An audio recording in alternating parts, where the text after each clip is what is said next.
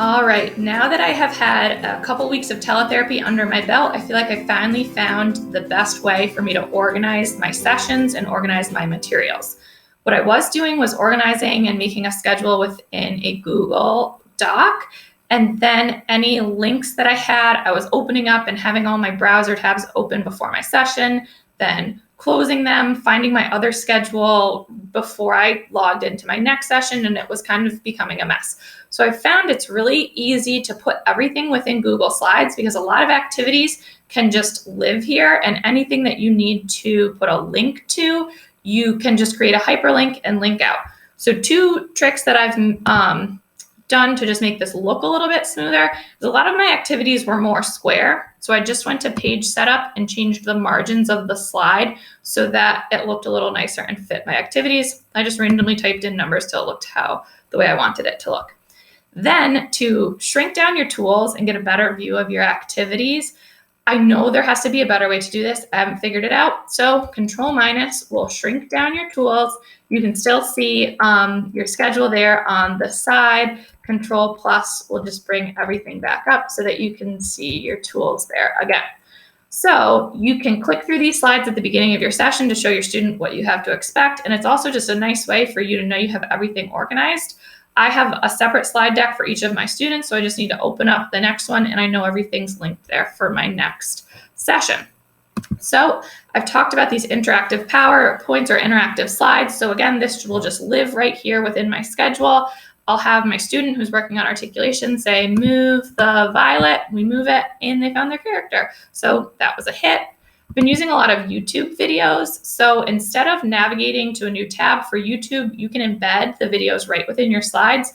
Then it kind of gives a cleaner look and there's no distractions like there are with the other things on YouTube. Because again, in Google Meet, we're not able to open up a big window and present our screen and still see our videos. We have to have those separate tabs open, so it kind of can make it a little funky when viewing websites. So to embed a YouTube video, you just go to Insert Video, and you'll have the option to search something on YouTube. What I did was I had found this video on YouTube, so I just typed the link in there. You can do that by URL if it's outside of YouTube, or you can do it with your Google Drive. Then things like I still wanted to use Jamboard so that I can annotate and edit. So I put the link to my student's Jamboard in here so I don't have to pull up this slide deck plus their Jamboard. It's just always going to be one thing I pull up. So I made this word a hyperlink. If you right click, you'll get the option to edit where you put your word in and then put the link to your Jamboard.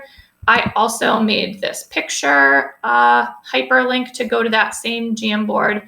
You would click the picture, insert link, type the link in, and then when you click this, it will take you right to that Jamboard or anything outside of your slides. Then this isn't going to link us anywhere, but just as a reminder to myself, I put the things that I wanted to screen share on my iPad. Now for AAC modeling, we've talked about this quite a bit. I'm finding it really difficult to pull up an activity, make sure my videos are where they're supposed to be, pull up my system. So I've seen this suggestion a lot on Instagram of making videos, and then you can share that either separately to your student asynchronously, or you can play it within your therapy session and just let them watch. You can pause it. So I made a video on Screencastify and just embedded it the same way I did the YouTube video. Read a book and use the word help. So it will kind of give a smoother view to your student. You can still keep their videos on the side. You're not going to be doing as much navigating. And I just feel like as I'm learning so many new tech tools, it's kind of nice to just decrease that mental load during the session and have something that's already pre-made and that you're not really thinking about. Then again, with our interactive slides, you can just insert one of these interactive slides. You can copy a slide from PowerPoint and paste it into Google Slides so that you can have your system here to model on. Not what I wanted to do, of course. And then you can be moving around the different pieces to interact with that. Then I keep a blank slide at the end so that anything that worked or didn't work, or if a student says something that they want to do that they saw on my iPad that they didn't get to do, I can type this in. Then when I go to plan, I'll come right back to my slide deck and I'll just move around these slides. Anything that you didn't get to, you can move up to the top, and it's just been a smooth way to organize and kind of make things easier on myself. So, hope it's helpful.